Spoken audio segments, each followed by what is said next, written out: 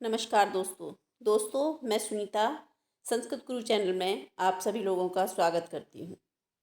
तो चलिए आज मैं आपके लिए लेकर आई हूँ कारक के क्वेश्चन। तो देखते हैं। कारक समझने से पहले कारक का मतलब समझना होगा। कारक कहते किसको हैं, कारक में किस किस चीज़ का प्रयोग हुआ है। तो कारक में धातु है क्री और प्रत्यय है डबल। क्री धातु से डबल प्रत्यय लगकर बना है कारक। तो दोस्तों क्वेश्चनों का सिलसिला शुरू करते हैं। 143 क्वेश्चन है आपका। प्रातिपदिकार्थ मात्र में विभक्ति होती है। प्रातिपदिकार्थ मात्र में विभक्ति होती है। प्रथमा होती है, तृतीया होती है, चतुर्थी या फिर षष्ठी। तो आप समझ गए होंगे। प्रातिपदिकार्थ मात्र में प्रथमा होती है। तो ए आपका राइट है। ए आपका राइट है। ऑप्शन ए राइट है। अब आगे बढ़ते हैं। परिमाण मात्र में विभक्ति होती है। तो परिमाण मात्र में कौन सी विभक्ति होती है। तो परिमाण मात्र में विभक्ति होती है। ए है पंचमी होती है, बी द्वितीया, टी तृतीया और डी प्रथमा। तो कौन सी होती है, प्रथमा, डी। तो दोस्तों प्रातिपदिकार्थ लिंग परिमाण वचन मात्रे प्रथमा, ये आपका सूत्र है। तो इसमें अलग अलग पूछा जाता है कि प्रातिपदिकार्थ में कौन सी विभक्ति होती है और परिमाण मात्र में, वचन मात्र में, ये आपको पता होना चाहिए। तो आगे बढ़ते हैं। आगे है ये क्वेश्चन थोड़ा धुंधला आया है। क्वेश्चन मैं आपको पढ़ के बताती हूँ किसमें वचन मात्र में प्रथमा हुई है। अभी आपने आगे पढ़ा प्रातिपदिकार्थ, फिर लिंग। अब है इसमें वचन मात्र में प्रथमा होती है। तो किसमें होती है, श्री में होती है, ज्ञानम में होती है, द्रोणोब्री में होती है या फिर दऊ में होती है। ए श्री है, बी ज्ञानम है, सी द्रोणो ब्री है और डी है दऊ। तो दोस्तों एका द्वौ वहवा, ये क्या होता है, वचन मात्र होता है। तो इसमें किस में होगी, डी। डी में क्या है, द्वौ। तो ये आपका राइट है। अब देखते हैं आगे। संबोधने चा सूत्र से विभक्ति होती है। तो संबोधने चा में, संबोधन में कौन सी विभक्ति होती है। तो ए सप्तमी, बी प्रथमा, सी चतुर्थी, डी षष्ठी। तो आपने समझ लिया होगा। तो संबोधन में भी प्रथमा विभक्ति होती है। अब आपने किस किस में प्रथमा देखी, प्रातिपदिकार्थ लिंग परिमाण वचन मात्रे प्रथमा और संबोधन में भी प्रथमा होती है। अब आगे बढ़ते हैं। हे रामा, हे रामा में विभक्ति है। हे संबोधन है, तो हे रामा में कौन सी विभक्ति होगी। तो ये संबोधन में मैं आपको ऊपर ही बता चुकी हूँ कि प्रथमा होती है। तो दोस्तों इसमें कौन सी होगी, हे रामा। तो ये संबोधन किया जा रहा है, तो इसमें भी कौन सी होगी, सी प्रथमा होगी। अब आगे देखते हैं। कर्ता का इष्टतम कारक कौन सा है। कर्ता का इष्टतम कारक कौन सा है। तो कौन सा है, कर्म है, करण है, संप्रदान है या फिर अपादान है। तो कर्ता का कौन सा है इष्टतम कारक, कर्तुरीप्सितम कर्म। तो कौन सा होगा, ए ऑप्शन राइट है, कर्म। तो आगे बढ़ते हैं। हरिम भजति में हरि क्या है। हरिम भजति में हरि क्या है। तो आपने गैस कर लिया होगा। हरि भजत में हरिम क्या है। तो हरिम है कर्म। हरिम क्या है, कर्म। तो आपका सी ऑप्शन राइट है। अब देखते हैं 150। कारक कितने होते हैं। तो कारक कितने होते हैं, 4, 6, 5, 8। कितने होते हैं, 6 कारक होते हैं। अब देखते हैं आगे। ग्रामम गच्छन् तृणम स्पृशति में तृण की किस सूत्र से कर्म संज्ञा हुई है?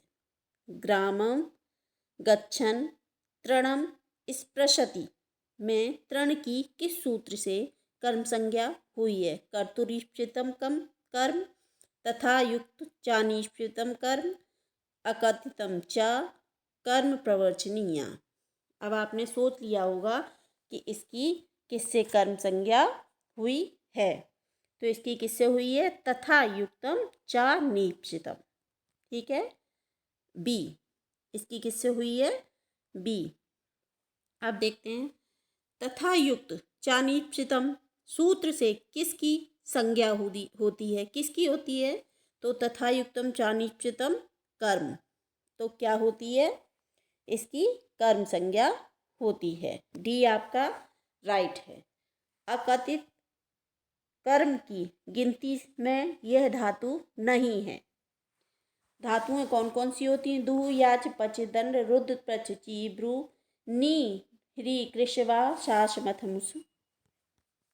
तो ये 16 धातुएं अकर्मक 16 धातुएं होती हैं। ये आपको याद ही होंगी। तो आप तुरंत पहचान लेंगे दुह पच पठ दंड। तो कौन सी होगी? सी नहीं होगी। इसमें कौन सी नहीं होगी? इसमें पूछा गया है कि अकथित कर्म की गिनती में कौन सी धातु नहीं है। तो नहीं कौन सी है? पठ नहीं है। अकथित कर्म की परिगणना में किस धातु की गिनती है? अब इसमें पूछा गया किस धातु की गिनती है। तो आपको अगर याद है 16 धातुएं तो आप तुरंत पकड़ लेंगे। लिख, ए है लिख, बी है रम, सी क्री और डी है ची। तो इसमें रम नहीं है, बी नहीं है। अब देखते हैं गाम दौग्धी पया में गौ की कर्म संज्ञा किस सूत्र से हुई है? गाम दौग्धी पया। तो गौ की कर्म संज्ञा किस सूत्र से हुई है? अकथित चा से, तथा युक्तम चानीप्सितम कर्तुरीप्सितम कर्म कर्मणि द्वितीया। किससे हुई है? अकथित चा। ए राइट है आपका, ए राइट है। अब देखते हैं आगे। बलिम याचिते वसुधाम में वल की कर्म संज्ञा किस सूत्र से हुई है? इसको ऊपर कर लेते हैं। बलिम याचिते वसुधाम वल की कर्म संज्ञा किस सूत्र से हुई है? ए तथा युक्तम चानीप्सितम, बी कर्तुरीप्सितम कर्म, सी कथित चा, डी कर्मणि द्वितीया। तो आपने पहचान लिया होगा कि किससे हुई है। तो बल की कर्म संज्ञा हुई है कथितम चा। अब देखते हैं आगे। अकर्मक धातुएं धातु के योग में अध्ववाचक, ये थोड़ा स्पष्ट नहीं हो रहा है, इसको छोड़ देते हैं। अकर्मक धातु के योग में अध्ववाचक शब्द की क्या संज्ञा होती है? तो इसकी क्या संज्ञा होती है? ये इसको हम छोड़ देते हैं, इस क्वेश्चन को छोड़ देते हैं, ये स्पष्ट दिखाई नहीं दे रहा। अब देखते हैं अधि प्लस स्था। अधि प्लस स्था धातु के आधार की क्या संज्ञा होगी? अधि प्लस स्था धातु के आधार की क्या संज्ञा होगी? अगर आपको सूत्र अच्छे से याद है तो आप इसको तुरंत पकड़ लेंगे। अधि सींग स्था साम क्या होता है? कर्म। अधि सींग स्था साम कर्म। तो इसमें कौन सा राइट होगा? बी। अब देखते हैं आगे का। अधितिष्ठति वैकुंठम हरि में वैकुंठ की कर्म संज्ञा किस सूत्र से हुई है? इसमें आपको सूत्र पूछा गया है। तो अधितिष्ठति वैकुंठम हरि की कर्म संज्ञा किस सूत्र से हुई है? तो इसमें कर्म संज्ञा हुई है आपकी। पहला है कर्तुरीप्सितम कम कर्म तथा युक्तम चानीप्सितम, सी है अकथित चा और डी है अधिसिंग स्थासाम कर्म। तो आप देख सकते हैं अधि उपसर्ग लगा हुआ है तिष्ठति से पहले, तो आप तुरंत पकड़ लेंगे अधिसिंग स्थासाम कर्म। कौन सा होगा? अधिसिंग स्थासाम कर्म, डी आपका राइट है। अब आगे बढ़ते हैं। आवश्यति वैकुंठम हरि में वैकुंठ की कर्म संज्ञा किस सूत्र से हुई है? वैकुंठ की कर्म संज्ञा किस सूत्र से हुई है? तो अकथित चा, बी अधिसिंग स्थासाम कर्म, सी कर्तुरीप्सितम कर्म और डी उपानवद्या अवसा। उपानवद्या अवसा तो किस सूत्र से हुई है? तो इसकी हुई है उपानवद्या अवसा। क्यों? क्योंकि इसमें आ वसति बस धातु के पहले आ उपसर्ग लगा हुआ है। अब आगे बढ़ते हैं। इसमें राइट आपका कौन सा है? डी। अब सर्वता के योग में कौन सी विभक्ति होती है? ये तो सभी को ही पता होगी, सर्वता के योग में कौन सी विभक्ति होती है। तो सर्वता के योग में अबिता परता समया निक्सा हा प्रतियोगे अपि द्वितीया, सर्वता उभयता ये सब द्वितीय विभक्ति के सूत्र हैं। किसके सूत्र हैं? द्वितीय विभक्ति के सूत्र हैं। तो ए आपका राइट है। अब अबिता के योग में कौन सी विभक्ति आती है?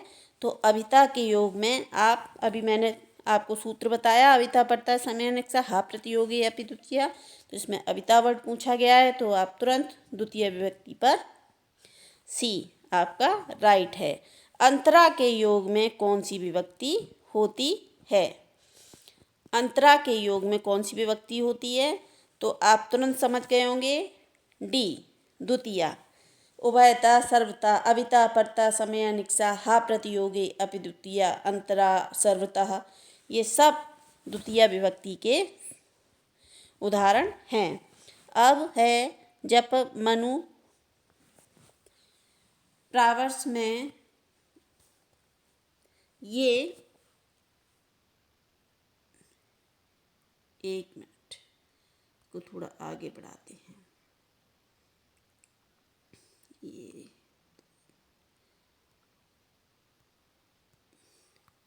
दोस्तों क्वेश्चनों का सिलसिला यहीं ख़त्म होता है। अब मैं आगे सीरीज़ आपके लिए लेकर आऊँगी। तो धन्यवाद।